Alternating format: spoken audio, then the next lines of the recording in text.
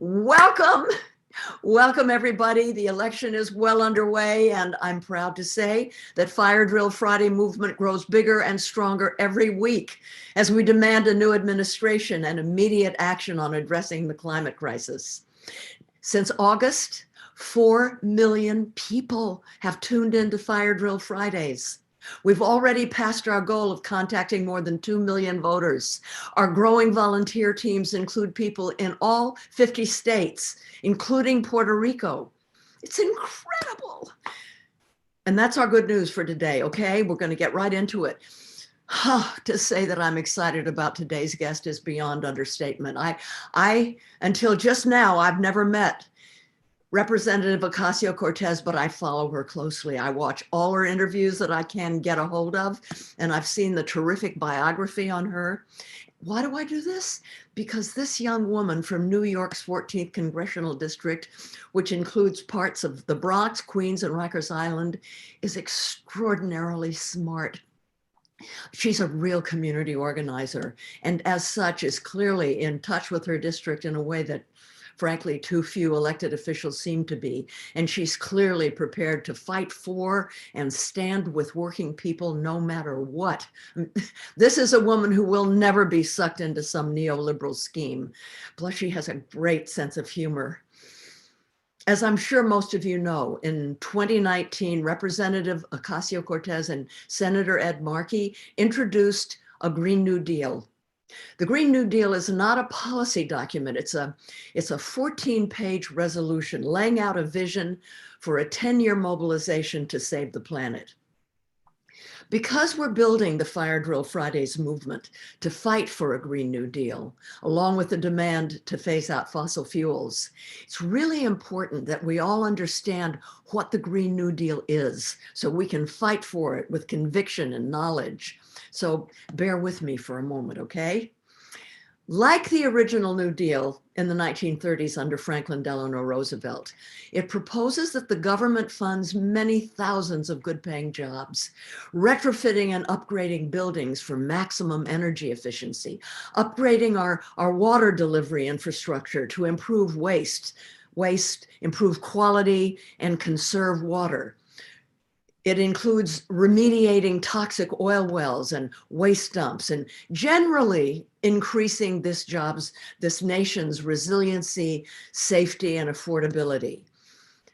Unlike the original New Deal, the AOC and Markey resolution explicitly calls out and centers the need for these investments to be guided by justice and equity, racial justice, economic justice, gender justice, and environmental justice.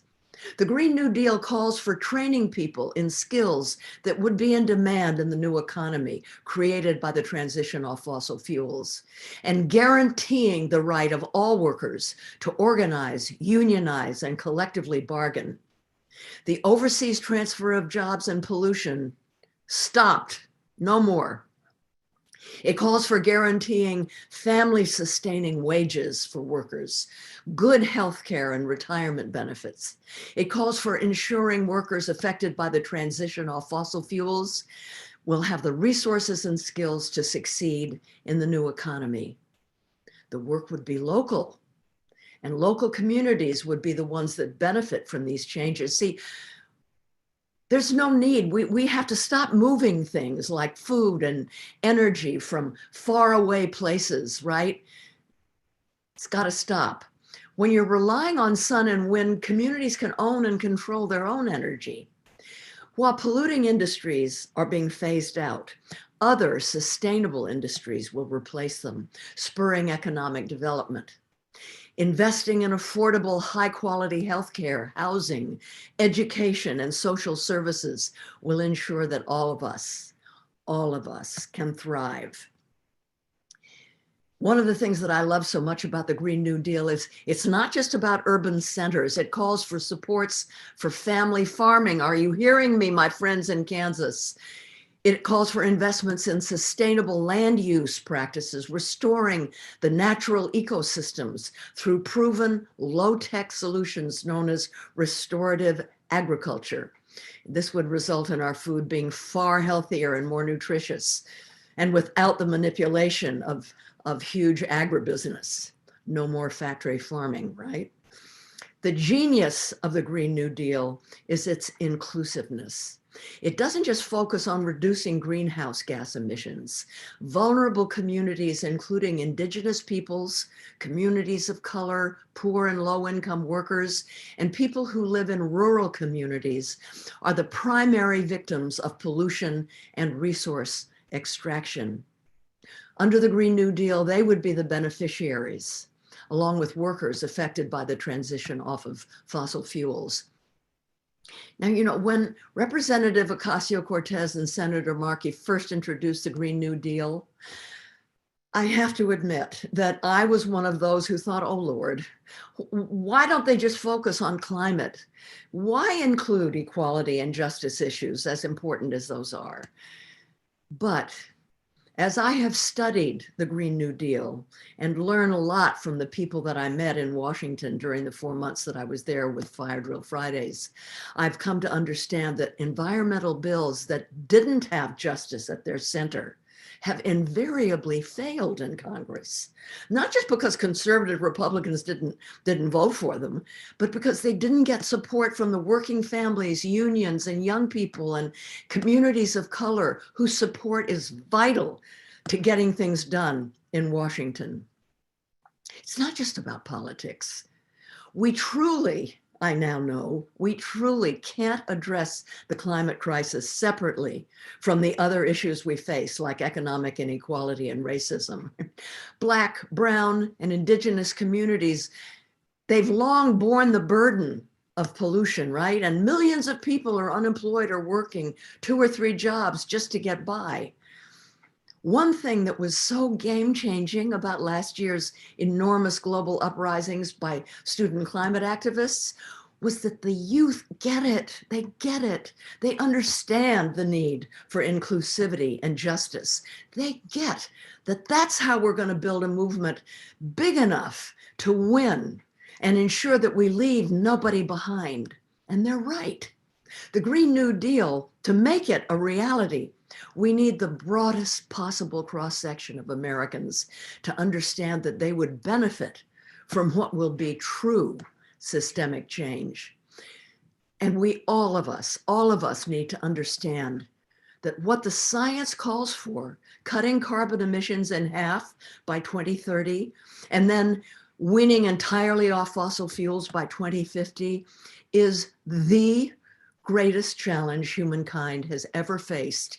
And the opposition is powerful, which is one reason why November's election is so critical. Look at what a job they've already done on the Green New Deal, convincing many people that it's socialism, that it costs too much, that it's going to wreck the economy and it can't be done. Of course, they conveniently don't factor in the cost of not doing anything.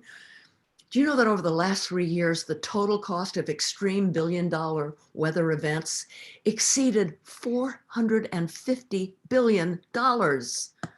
That's what the climate crisis is costing us.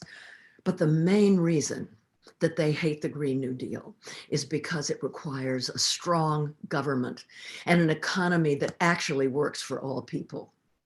The oligarchs tried to sell us a bill of goods about the free market system because they hate regulations that prevent them from running roughshod over workers and the environment in order to maximize their profits. Trump has already rolled back over 100 environmental regulations. This is the same reason the Trump administration has refused to mount an appropriate federal response to COVID. This is important. They don't want us to see government as an institution that can help people. They've made big government a bad word. But the size of government isn't what's important. It's who the government works for, right? Hasn't COVID taught us the importance of a functional federal government? We are right now experiencing the catastrophic impacts of a government that refuses to protect public health and support people in the midst of a global emergency. But imagine a government that was willing to mobilize trillions of dollars, putting people back to work in good union jobs, building a resilient green economy, protecting people's right to energy efficient, safe housing, and healthy water without little windows. Okay? So I hope that gave you a little bit of a clearer understanding of the Green New Deal. Now, before I bring on Representative Ocasio-Cortez, here are a few things that you may not know about her. She graduated with degrees in economics and international relations from Boston University. During this time, she worked in the office of the late Senator Ted Kennedy. Her role in Senator Kennedy's office provided a firsthand view of the heartbreak families endured after being separated by ICE. These experiences led the Congresswoman to organize Latinx youth in the Bronx and across the United States. And eventually, she began work as an educational director with the National Hispanic Institute, a role in which she helped Americans and dreamers and undocumented youth in community leadership and college readiness. Following the financial crisis of 2008, tragedy struck when her father, Sergio Ocasio-Roman, passed away, forcing her family to sell their Westchester home. Alexandria pulled extra shifts to work as a waitress and bartender to support her family during this time, deepening her commitment to issues impacting working class people. I admire this woman so much, and I'm so grateful that she has agreed to join us. Please welcome Representative Ocasio-Cortez. I know how incredibly busy you are with crucial matters, and so you being here means so much. Thank you very much. No, of course. Thank you so much. And thank you for your activism and for everything that you've done to pitch in and make sure that our movement not only sustains, but grows. So thank you, Jane. So how are you? I'm well. I think, it's such a complicated question to ask in this moment. Well, I mean, you're being attacked by the president. How does that make you feel? Yeah, I consider it a little badge of honor. If the worst and most authoritarian, borderline, or probably actually fascistic president in modern history considers me public enemy number one, then I think that's a good thing. I think I'm doing a great job. You always have the best comebacks. It's not Alexandria +3, it's Alexandria plus 115. Oh, you're great. Oh, thank you. Listen, just a few days ago, over 400 people tuned in to watch you play a video game and talk about voting on the social media streaming site Twitch. Do you think that things like that can inspire new audiences to get involved? Yeah, I absolutely do. And I think when it's done authentically, it's absolutely so critical that we do this, because I can't tell you how often, I'll be talking to my colleagues in Congress, I'll be talking to other elected officials, and I'm talking about policy that young people care about. And the answer is, young people don't vote. So why should we do anything for an electorate that is unreliable and doesn't turn out? And, it's kind of this cyclical thing, because the reason young people aren't really passionate or supportive of a lot of elected officials is because a lot of elected officials do nothing to address substantively the real material cares that a young electorate is passionate about, whether it's ending our endless wars, whether it's actually solving our student loan debt crisis, whether it's addressing climate change.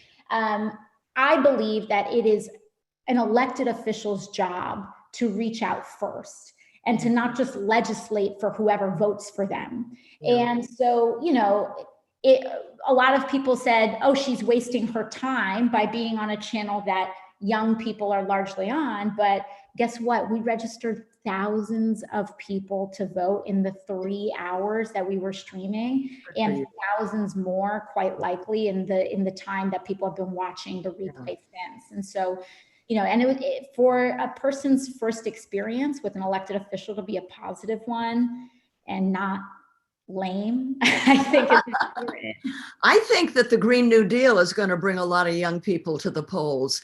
You know, I can't believe how it resonates with young people and gives them hope. And, you know, in my opening, I spoke about how I've come to understand why the Green New Deal centers justice the way it does, but I'd like you to talk about it. Can you explain why you feel it's critical as opposed to a resolution that calls just for moving away from fossil fuels to a green, sustainable energy sector? Yeah, you know, I'm so appreciative of you really kind of offering that testimony about your journey in your thinking on this, because I think a lot of people had a similar reaction, and it's so beautiful to hear how people come to these realizations on why this is so important. So I heard the same thing. You know, I've heard a lot of people, environmental leaders too, say, listen, the climate stuff is great, the energy transition is wonderful, but why do we need to talk about racial inequity in this bill? Why does that all have to be in the same bill? Why do we need to talk about the needs of Native communities in the same bill as transitioning our energy sector? And the reason for that is that whether it is explicitly written into legislation or not explicitly written into legislation, every bill around energy, bad or good, has impacts and has an implicit discussion about justice, even if there's nothing justice related written into it. And so when we talk about climate change, when we talk about energy transitions, when we talk about jobs, et cetera, there are communities that are more disparately impacted than others. You know, when we talk about even the transition away from fossil fuels and coal and oil and gas towards, you know, battery development, wind, solar, and other new technologies, those are real communities with real economies. We've seen this in Appalachia, the devastation of what has happened with the coal industry. And so if we don't consciously write in plans and protections for the people who are most likely to be impacted, then we are actively legislating injustice. And so climate legislation with justice at the core develops the plan, it addresses the policy, and it makes sure that no person is left behind. And you also, you know, you spoke to this as well. It's not just that it's the right thing to do, but that it's the politically smart thing to do. You know, I ran for office. I'm competitive. I want to win. I don't just want us to be right. I don't just want us to be on the right side of history. I want us to win on the climate issue. And the way that we win by the climate issue is by writing legislation that puts together a winning political coalition.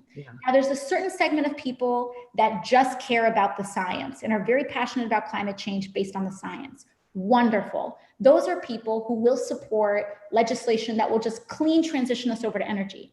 But as we know, that hasn't really been winning. You know, we've been trying legislation that's just clean, that's just energy transition for a long time. It hasn't worked because your everyday person doesn't really connect, that doesn't resonate with them politically. They have more pressing needs. So when we actually make legislation that addresses people's livelihoods, that says not only are we going to, transition to a cleaner energy, but we're going to give you a better job in the process. And we are going to create millions of not just any jobs, but good jobs with healthcare and living wages in the process. Then we start getting somewhere. When we start addressing inequality and Black and brown communities that are disproportionately polluted on, and we say, we're going to clean your air, we're going to create millions of jobs replacing all the pipes in Flint, Michigan, so that Black communities and low-income communities can actually drink clean water again. And again, we're going to create thousands of jobs in the process. We're going to rebuild all the public housing stock in the United States of America to be clean, to transition even the appliances to clean energy. And we're going to create thousands of jobs for low and middle class people in the process. That is a winning political coalition. That is winning policy. And for all, you know, that you were talking about, with the crazy lobbying job that the fossil fuel industry has pumped into the Green New Deal, that Republicans have put into the Green New Deal, you know what? It's still politically popular. It is still popular among a majority of registered voters in the United States of America. And so I just think it's so important that we as Democrats and we as anybody who cares about this issue to not shy away, don't blink, don't back down from this fight, because when it comes to us and climate deniers, we will win politically and we will win on the policy. Woo! Yes. Oh, I love you so much. Listen, I love you too, Jane. I saw you on the Rachel Maddow show. I hardly ever miss an interview, and where you talked about how badly hit your district has been with evictions because of COVID. And I'm so sorry for what that means for your constituents. I was really happy that while you were talking about that, you made reference to the Great Depression in the 1930s, because it is as bad as that, apparently. Do you think it's possible, even highly desirable, to address the COVID damaged economy and the climate crisis at the same time? Or should we do one and then the other? No, I think that they should be done at the same time, because when you actually study the New Deal, you know, when we talk about this vast economic investment and engine that was created around the New Deal, when you talk to a lot of people and say, what were one of the largest things that allowed us to make that investment and create millions of jobs and invest in the American economy? There was a close link between the New Deal and World War II. We had to start producing, the United States decision to enter World War II and to fight Nazis. There's a couple of levels here. It required a mass industrial mobilization. And it was an industrial, massive factory mobilization to produce bombs, to produce an American air fleet that we did not have before the entrance of that war. And it put millions of Americans to work. It took an existential crisis in order for us to wake up and invest just tons of money in restarting the American economy after the Great Depression in the midst of war. Now, we don't actually have to rely on war to really mobilize industrial economic policy in the same way. And frankly, we have an existential crisis that is bigger than all of us and that is bigger than any one country right now. And that is the climate crisis. And it's going to take massive and fast industrial mobilization in order for us to actually address this crisis. And the good news is that it will create millions and millions of jobs rapidly, quickly, and again, good jobs, because you have to also consider the justice of those jobs in that transition. If we just want to talk about building solar jobs and transitioning away, well, if oil, gas, and coal jobs are unionized, and if they offer healthcare, and if they pay a higher wage, and your new solar jobs are right to work, low wage, and not as good, those workers aren't going to want to transition. And by and large, it's not that an individual worker is in love with oil. It's not a personal affinity for the commodity. It's the dignity of the work. And so we need to make sure that when we transition to new energy jobs, that these clean energy jobs have more dignity, power, pay for everyday working class people than fossil fuel jobs do. Yeah, thanks. Do you think that had there been a Green New Deal in place in January 2020, COVID-19 would have been much easier to contain and our healthcare system would have been much more resilient? I absolutely think so, for a lot of reasons. One is that if we had passed a Green New Deal by January of this year, that would mean that we had a political establishment that respects science, that is willing to mobilize and make major investments to protect the American people and, frankly, our global population. And it also means that the actual implications of the Green New Deal, things and just basic values in the resolution, such as universal health care and in actual respect for industrial policy and the ability for us. People say the government as though it's somebody else, but at its best in a functioning democracy, the government is the people. That's what makes democracy so sacred and beautiful. And with those mechanisms in place, then I do believe we would have been better off. We would have respected the science early. We would have listened to scientists. We would have generated policy and enacted policy that is based in science and not politicizing how manly you are if you don't wear a mask. And we would be quick and responsive and unafraid. For example, at the beginning, when we had a shortage on PPE, we didn't have to have that shortage of PPE for medical professionals early on. We could have used, literally, the Defense Production Act is designed for the government to mass mobilize industries to produce for the security of the American public and for the safety of the American public. And so it's that kind of industrial policy, industrial levers that we're going to have to explore and use in order for us to develop the tools that we need in time. Yeah. We have to start viewing the climate crisis as immediate to us as the COVID pandemic. Mm-hmm.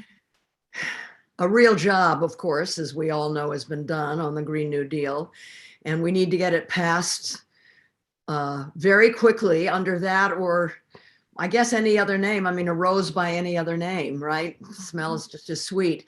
As an elected official, what kind of civil action do you consider will be most effective in ensuring that that happens? This is a really important question. Yeah, I think for me, I'm very tactical when I try to get things done. So introducing the resolution was extremely important to me because I felt like we needed to dramatically shift the Overton window in our understanding of public policy when it came to climate. Because even before, the most ambitious climate plans that we saw, even from Democrats, were on the scale of billions. And climate change is not $1 billion problem. It's a multi-trillion-dollar problem, whether you want to pass policy to solve it or whether you want to ignore it. This is a multi-trillion-dollar problem on our hand and not a $1 or $2 trillion problem. It's a 40, 50, 60, $90 trillion problem the longer we ignore it. And so we had to shift the Overton window. And so I knew, especially even after I won, before I even introduced any policies, Republicans were largely attacking me. And I knew that this was going to be thoroughly attacked, especially because we were standing up to one of the most powerful dark money lobbies in American politics, and that is the fossil fuel lobby. When we talk about the influence of the Koch brothers, for example, people talk about how the Koch brothers have bought the Senate and they have bought state legislatures. Where do the Koch brothers get their money? They're an oil scion family. Sure. So I think I knew that it was going to be attacked, but I also knew that we could dramatically shift the public imagination of what was possible and how we could confront the climate crisis. And so we introduced it.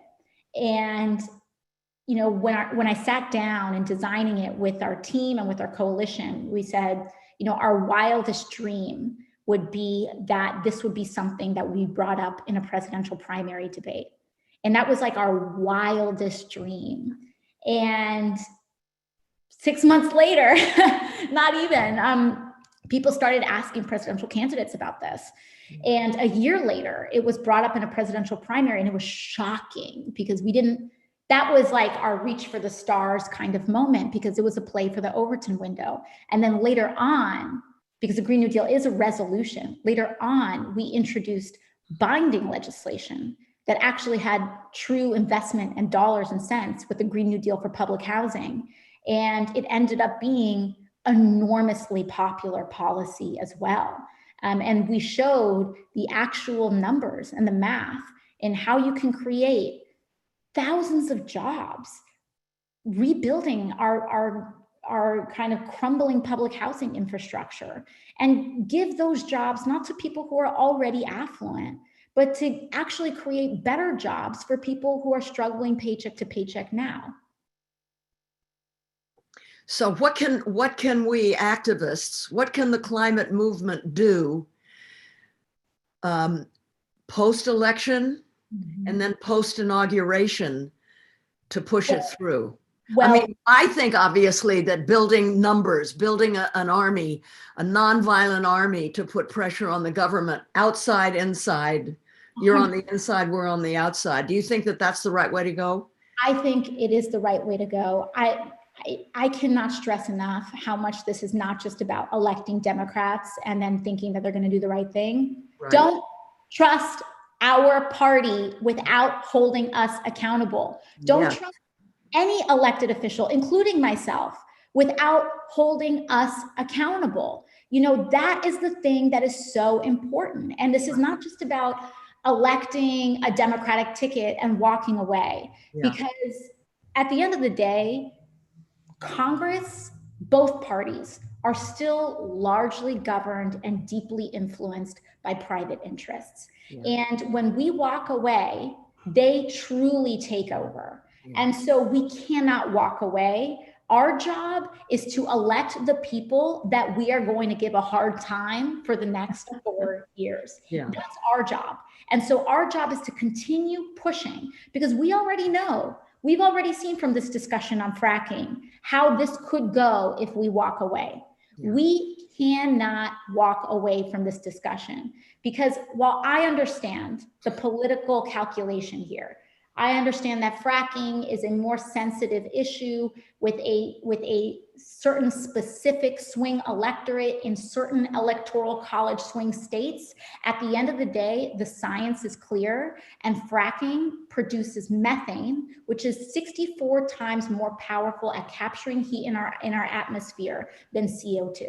And so the science is clear on this issue. The geopolitics is clear on this issue. People say, oh, we need this for energy security. First of all, you know what's more energy secure than anything else? Renewable energy, so that we're not constantly trying to drill our own supply. The second thing that's really important for us to discuss here is that we have to also affirmatively see the needs of people who are concerned about their jobs. And we can actually legislate with those folks as partners, not as enemies. And that is how we can come to a conclusion on this issue. Yeah. Everybody's got to be at the table. You know, Annie Leonard, who's the director of Greenpeace US, gave a wonderful metaphor for what happened during the Obama years. You know, he was running for office and the campaign really built a movement. And once he was elected, we all sat back and it became a movie. Oh, look what he's doing now. I wonder what he's going to do. Oh, how's this going to end up? Can't let that happen again. It ain't no movie. Yeah. It's not. And you know, I think it's so important. Yes, we are all rallying in order to make sure that we kick Trump out of office, but we need a very strong activist wing. It's truly going to be up to everyday people that engage in advocacy and in their government directly, whether it's through calling their elected officials, protest, and other creative ways. But it's our future is in the hands of everyday people when it comes to the climate crisis, because it needs to continue to be a losing issue, and fossil fuels need to continue to become a losing issue for more and more people in a greater and greater way. And, you know, it's not about like us versus an enemy, but, you know, and because we do need to, the whole point of having a justice-centered approach is that we don't want to leave any communities behind. We want to develop a plan for those folks, you know, and the irony of it is that when coal workers who were being treated poorly by coal companies, by the way, were being denied their pensions after the Republican Party issued bailout after bailout for coal. Those coal companies, did they pay their workers with that bailout? No. Were they paying their pensions with that bailout? No. We needed another fight. And so when those Kentucky coal workers were trying to get their pensions, trying to get people to fight for their pensions, you know whose office they came to? Mine. They didn't go to Mitch McConnell's office because Mitch McConnell was turning his back on them. They came to Democrats, They came to people who cared about workers, who put worker-centered policy first. And that is why this is not about being anti-fossil fuel worker. In fact, this is about centering the needs and the concerns of fossil fuel workers and their families so that we can make this transition together without being reliant on their bosses and the industries and the executives that pay themselves anyway. The oil and the gas are the stranded assets that remain in the ground. The workers must never be the stranded assets. Yeah. So you and I have both experienced being vilified, including by presidents. And so I'm going to ask you a question that I get asked a lot. How do you handle it? Well, it's not easy, I think, is the first thing to communicate, is that, the reason that these attacks happen, whether they're on journalists, whether they are on progressive politicians, whether they're on women, people of color, et cetera, is to exhaust us. It is to wear us down. Because we don't necessarily have the traditional institutional resources that a lot of people that were perhaps born into, aristocratic families have. And so the whole point is to wear us down. And so, the way that I try to endure, honestly, the thing that really helps me is the grassroots support that we have. If I felt like what we were fighting for was not politically popular, was not supported by everyday people, that people were not organizing on the ground to support this work, not just in the realm of electoral politics, but really just in terms of building power in their own communities, it would be really hard to continue. Exactly. But the power of grassroots movements has really made me feel like I am being part of something that's bigger than myself. And that feeling is what helps me keep going. Yeah, that's exactly what I feel too. I was always part of a movement. I was never by myself. And so that puts starch in your spine and hope in your gut. Did you ever imagine 10 years ago that you would run for office? And what do you think? What advice do you have for people considering running for office? Yeah, I absolutely did not think that that I would be running for office for a lot of reasons. One is that I felt 10 years ago that there was no way that I could run and win in politics just being myself, being 100% just authentic, and being able to run with the views that I have, and also just not trying to be this consultant, focus grouped, person that has to calculate every word and put on this image of what we think is acceptable. And I knew that I could never do that. I knew that I could not live with myself doing that. And so I had felt like that's all that politics, like that was a lot of the politicians that I had seen growing up. Yeah. That, and also I come from a working class family. My family was low income, middle class, oscillated growing up. And I wasn't born into a family with any connections. I didn't have any special connections. And I didn't feel like schmoozing my way into a, social set that I just didn't relate to. And so I never, ever, ever thought that politics was a place for me. And I actually feel like I relate a lot to your story, Jane, when you talked about kind of the despair that you felt before getting involved in activism work. And that I was one of those people that had written off our entire political system. And I said, neither party works for us. Neither party cares about communities like mine or people like me. And there's no point. And what I found was that when I submitted myself to that kind of cynical viewpoint, I was really depressed. I felt very powerless. I felt like I was just watching my world decline and that there was nothing I could do about it. But when I decided to say, you know what, whether I win or whether I lose, I'm going to give it a shot. And even if I go down, I'm going to go down fighting. That gave me purpose in my life.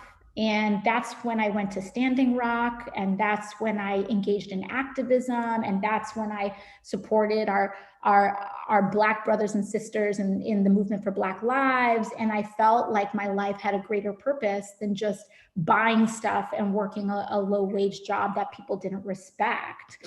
And I think that what's so important about activism is that it's not just that it doesn't have to be hard or grueling. It could be a source of joy and purpose in our life. Yes. Yes, joyful.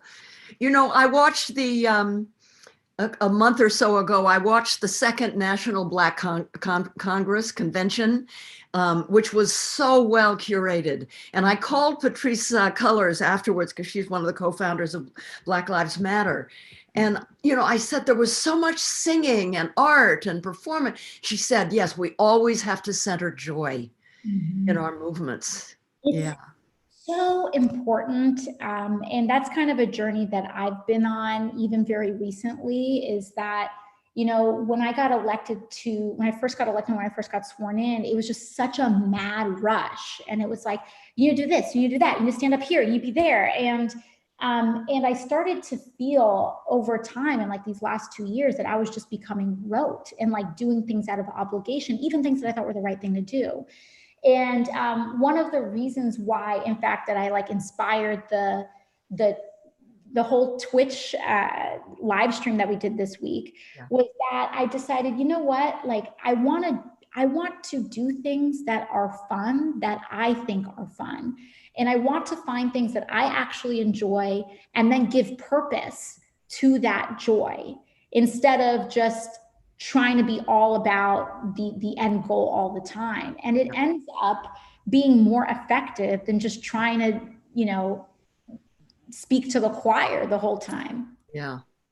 I've been so blown away over the last, since 2018, how many young women like you who, they saw things happening to their children or in their community, and that made them decide to run for office, and they won, and they're making a difference. It's so beautiful to see. I just have a couple more. Oh, I've got so many questions, and I want to leave time for audience questions. You recently endorsed the Thrive resolution, which calls for any economic recovery to center jobs, justice, and climate as we recover from COVID.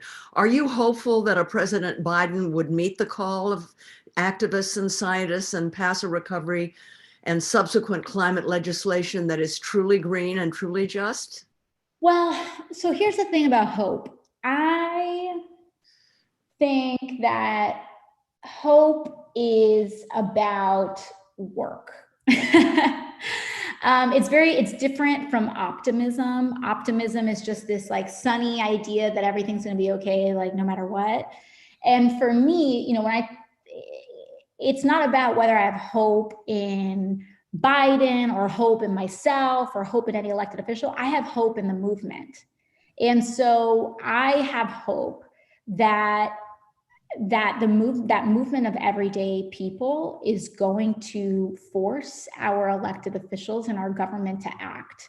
And that is what I'm hopeful for. I'm hopeful that when we actually talk about science-based policy, that it's not just a talking point, that we don't just say, oh, we're listening to the scientists while authorizing all of these fossil fuel permits, but to actually act in accordance with it. And I do believe that, both of these issues, they overlap a lot. We're going to need to make a massive jobs plan, and that massive jobs plan should be rooted in the expansion of our healthcare. It should be rooted in the ability to mobilize our industries to act on climate change and to transition to more renewable and sustainable practices overall.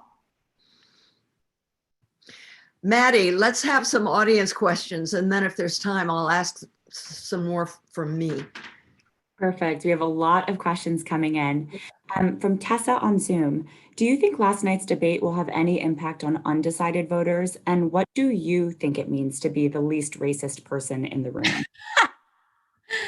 Well, I think I don't know / am not so sure that the debate that really any debate sways undecided voters. I think I think the first debate certainly did, because a lot of people, I think it was a lot of folks' first time actually seeing Trump unedited on television. And so, I think in a way that swayed some independent voters. But overall, I believe that there's a misconception about what an independent or undecided voter is. People think of politics in a very two-dimensional way.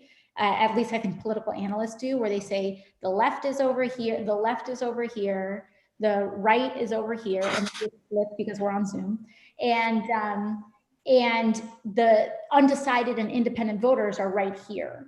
And our politics are a lot more three-dimensional than that. And really it's that, an independent or undecided voter may have like certain social views here, certain economic views here, certain issues that they prioritize there. And it's not just about tipping over the scale one way or another. And so, it might have swung independent voters, but I think what's really important is that debates define a window of how people are talking about a given policy. It defines the window of how we talk about LGBTQIA rights, for example. It defines the window of how we discuss climate. And I think that we have a long ways to go in shifting that window overall, but that we are doing the work. Great. So the next question is from Mika on Zoom, and we're getting a lot of questions like this one. What would you say to the activists that don't want to vote for Biden because maybe he wasn't their first choice? So here's how I feel about the issue. First of all, is that I think it's really important that we respect individuals who are choosing to be vulnerable in sharing their concerns, right? So I think it's also quite ironic about how some Democrats will bend over backwards in coddling Trump voters to get them to vote for them. But when it comes to non-voters, some of those same Democrats that will bend over backwards to accommodate those folks who supported Trump, they will become very abusive and rabid towards people that are saying, can I support this? Is it this whole system that's the problem? And so I think that, step number one is to actually meet people with patience if they are acting in good faith, right? There are plenty of people who act in bad faith that just want to like toss this out. But if someone is bringing this concern to you in good faith, then, engage them and don't try to just abuse them, because bullying someone into, voting has never, ever worked. So that's first and foremost. The second thing I would say is that there are a lot of different perspectives. And a lot of times in our politics, we have this political culture of once a candidate is nominated and once a candidate for a party is nominated, that like the whole party and establishment rallies around that person as perfect. And I think there's a problem around like the saviorism culture in our politics in general.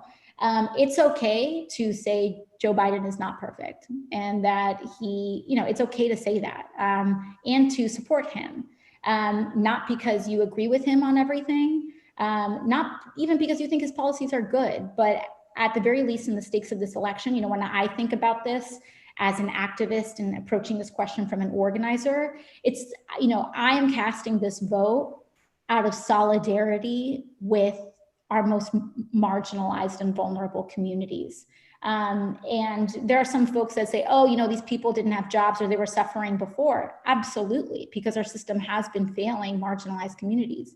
But I don't think anyone can really look at me in the eye and genuinely tell me that immigrants who are having forced hysterectomies, who are being put in cages in camps, who are being separated from their children in some of the largest human rights violations at scale that we have seen in a very long time, I don't think anyone can look me in the eye and say that they won't be better off in a Biden administration, that they won't be more protected under a Biden administration. And so, you know, I think that a good argument is, you know, this isn't always just about support for the candidate. We can make tactical votes to protect and act in solidarity with marginalized communities. And then the other perspective is that from a political point of view, you want to elect the person who is most vulnerable to your activism. And it is very clear that Donald Trump is accountable to no one. And I do believe that that a Biden administration would be able to be more vulnerable to advocacy and to not just vulnerable, but, you know, receptive to grassroots movements. Yeah. And I think that is worth something, especially when the alternative is this for another 4 years. I'm going to quote Annie Leonard again. What she said harkens kind of back to something you said earlier. When you vote, you're choosing an opponent. Yes. Wouldn't you rather push a centrist than fight a fascist? Yes, 100,000%. Yeah. Thank you, Congresswoman. From Trevor on Zoom, who are you most inspired by right now? I've always been most inspired by everyday people. And I know that sounds kind of strange, but when I meet with my constituents and I see the things that they've been doing, you know, these individual stories that are so powerful.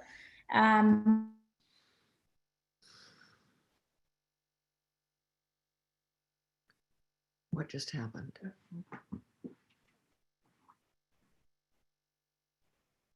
Is it somebody else or you?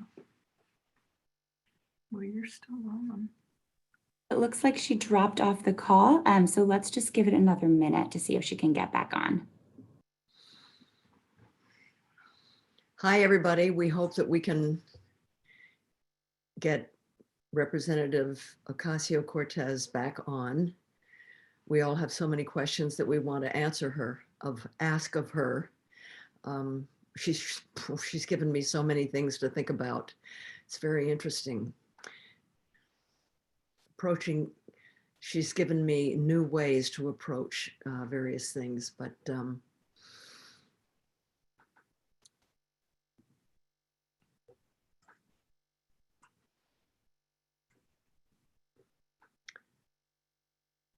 we still live? Yep, we are. We're going to see if she can get back on in the next couple of minutes. Okay. Do you think that we can run a little bit over the hour, or is she going to have to leave in exactly 5 minutes? We'll see if we can get her to stay a little bit longer. Okay.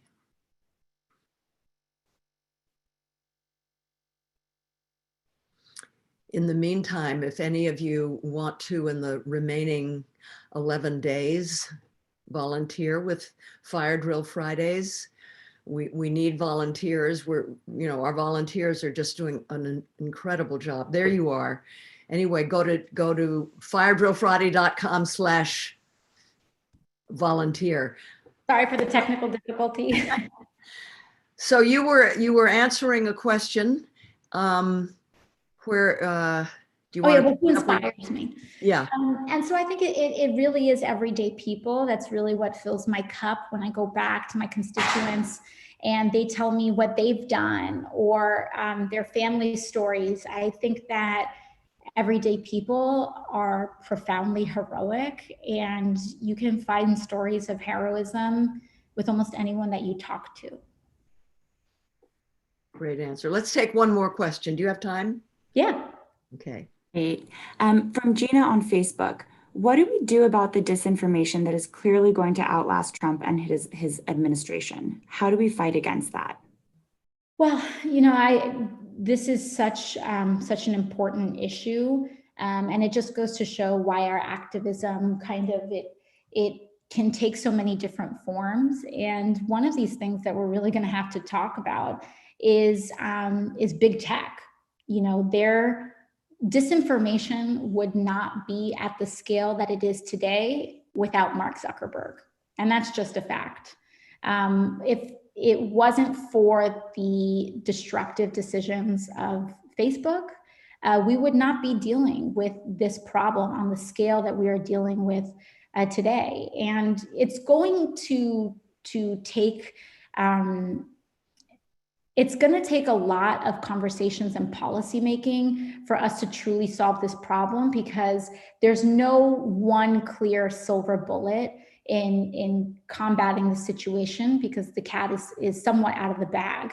But there are ways that we can address it. You know, there are platforms that have already started to experiment with policies and ways to address misinformation and disinformation, but also we have to talk about antitrust and how a lot of these tech companies have turned into monopolies, which allows them and gives them the leeway and liberty to spread this kind of disinformation. You know, Facebook's determination to be a platform and a publisher and a vending and a marketplace has allowed it to concentrate power to a very large degree. So the fact that, you know, it single-handedly had an enormous disastrous impact on journalism and weakened the environment of journalism,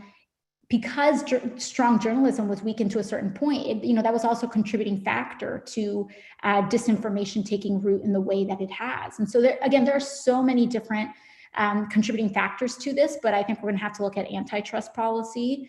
And I think we're going to have to look at the actual practices that these companies are engaging in. I'm going to ask the last question.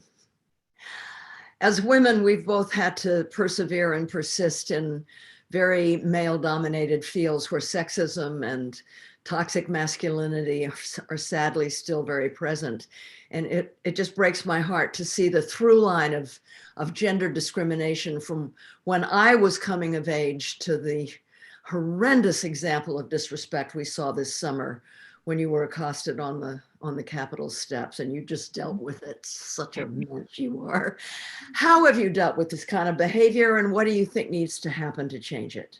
You know, the first thing that I think is fabulous about it is that women, we are growing in our power and in our independence. And even just politically, men can't get away with mistreating us the way that they used to without political consequences. And so do men still treat us horribly? Yes. Do they still treat us misogynistically? Yes. But guess what? One of the biggest reasons that the Republican Party is so underwater right now is because women have turned their back on them. They've been disgusted with how the Republican Party has treated, marginalized, and abused women in public policy and in their demeanor and in their conduct. And so the more powerful that a woman and also just gender expanding electorate becomes, just the less politically tenable it's going to be a public misogynist. And so, you know, I think that's something that is important, but also it's to flex our power. The whole reason why women and you know, gender fluid people are so picked apart and criticized for every tiny decision that we make is to bully us into submission. And so what was important to me about that moment with Representative Yoho this summer was that I wanted to change a norm. And the norm was that when you're abused in a workplace and a man is disgusting to you, you're supposed to suck it up, because for some reason, the act of aggression is not a problem, but speaking up about it is. And it was important to me for us to give a consequence to misogynists. And I knew that the institution I was with probably wasn't going to give him a real consequence. I knew that our party probably wasn't going to censure him or really do anything to that degree. But I knew that I could publicly embarrass him and expose him for who he actually is to the world. And we can do it in a way that is not complaining, stand in your power. It's not, he did this to me, but you can stand in your power. And really, people with poor character just need a little bit of sunlight, and oftentimes that does a lot of the work. And so I think it's important that everyone out there understand that you can stand up for yourself, and standing up for yourself is not selfish, it's not complaining, and it's not petty, because what you're doing is that when you stand up, you break the chain of abuse that person would have likely continued for the rest of their lives. And so you're not just standing up for yourself, you're standing up for every single person that would have been harmed if you didn't stand up. Yeah. Well, we all have to learn from your example. Representative, thank you so much for joining us today. You've taught me a lot in this hour. I have so many new things to think about. Thank you for your incredible work on the Green New Deal and for being the kind of leader that this country so desperately needs. You're a true role model for people of all ages. Thank you. Well, thank you so much, Jane. And I would be remiss if I didn't say that you are and have been a role model to me and so many other people. And it's not just because of your work and your art, but it's because of your commitment, your lifelong commitment to activism and to actual grassroots solidarity. And people know you're an OG.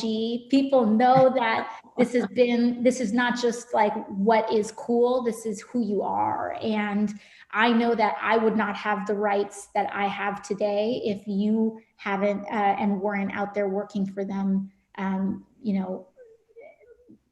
at the time. So thank you so much. Thank you, Representative. As you all know out there, we're in the home stretch of this election, just 11 days to go. And although we shattered our original goal of contacting 2 million voters, our work is not over. So we have to keep pushing. We've set a new goal, contacting 2.5 million voters by Election Day, and we need your help.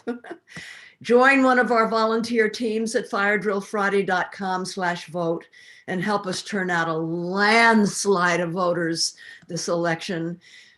Take care of each other during the next week. Breathe deep, meditate if you can. I know there's a lot of tension that we're all holding right now as we wait out these remaining 11 days. And the more you can work to make it turn out right, the better you'll feel, trust me. We have the power to make changes, right? And we need to build a better world. So I'll see you next time. Thank you. Thank you.